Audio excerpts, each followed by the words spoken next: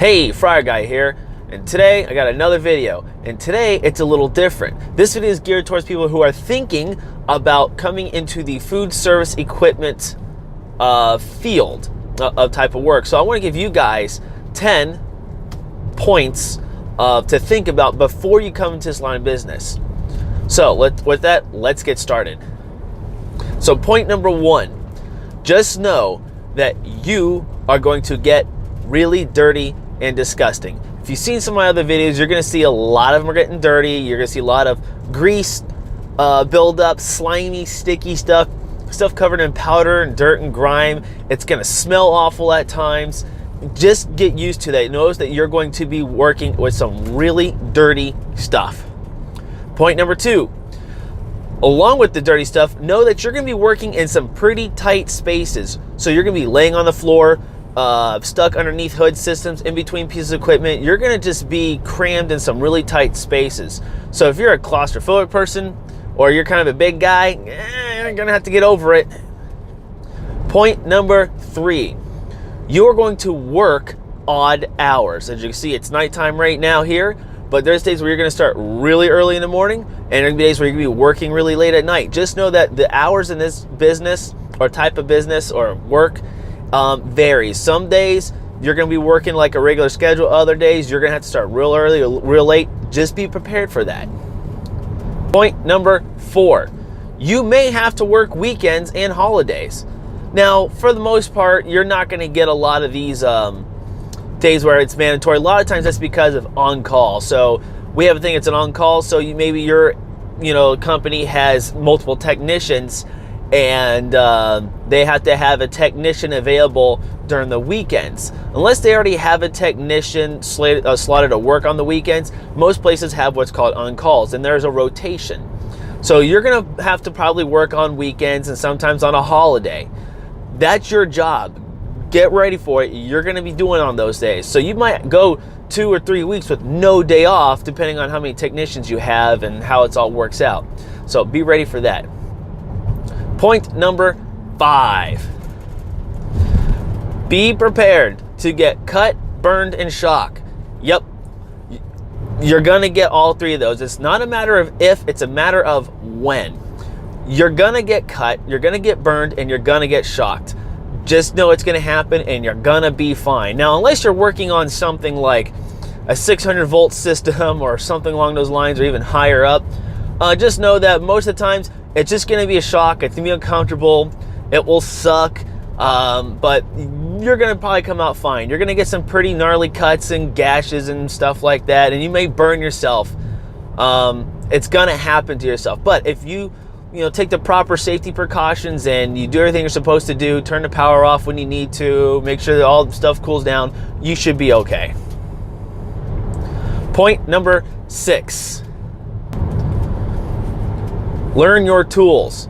So before you start this, there's gonna be a whole variety of tools that you're gonna have to get familiar with. Now, you don't need to learn all the tools in the world, but you need to know the basic hand tools. What's an open end wrench, a box end wrench, what's a Phillips screwdriver, a flathead screwdriver, Torx, screwdrivers. You just name it. You're gonna have to know a lot of the basic hand tools, because there's a lot of them, and you need to understand how they work, because this job's going to require you to use a whole bunch of different tools that you may never heard of before or know anything about. So try to familiarize yourself with those tools. Point number seven, learn how to use a multimeter. That is probably something, even though you say, oh, it has to do with tools, I can tell you right now that is something completely, yes, it's a tool, but that's something you really need to dive in on your own there. A multimeter is obviously a meter that reads a bunch of different functions. So you're going to obviously read electrical, both AC and DC. You need to be able to tell if it's millivolts, and you need to be able to tell if it can do amps, do continuity. You need to know how to understand how you read capacitors, diodes, and stuff like that. So learn how to use a multimeter. That is probably going to be one of the hardest things for people to grasp when it comes to tool usage, but it's very important so that you know how to use that. I mean, I can't stress that enough. Point number 8, Understand that you're going to be the face of the company you work with. So you're going to be dealing with some angry and upset customers at times. Generally, they're not mad or upset with you. They're mad or upset with the situation, and could be upset with your company, but generally not at you. So understand that you're the face of the company. So sometimes the frustrations and the headaches and everything they're going through is going to be directed towards you. So be wary of that. You will be scolded at for something that you had absolutely nothing to do with. Point number 9. Now, kind of going back to the tool thing, just know that you may have to supply your own tools. So a lot of, technical fields. So doesn't matter what it is, refrigeration, hot side food equipment, mechanics and stuff like that. You're going to have to provide your own tools. A lot of companies don't provide them for you. So just know that you're going to have to get some tools. So be prepared to buy tools. Now, a little caveat to that though is that you can get some good starter mechanical tool sets, like mechanic sets like at Home Depot, Lowe's and stuff like that. For a relatively reasonable price. So something like that just to start you off with is generally going to be enough. So be prepared to invest some money in tools. But luckily, if you just start and you don't know anything about this business, you're going to be training with another technician for a while and you'll probably use his tools. That's a good idea to see what he's got and he's using. And hopefully, after you get a couple of paychecks or two before you get your own vehicle and go out on your own, you'll be able to purchase your own tools and be ready to rock and roll.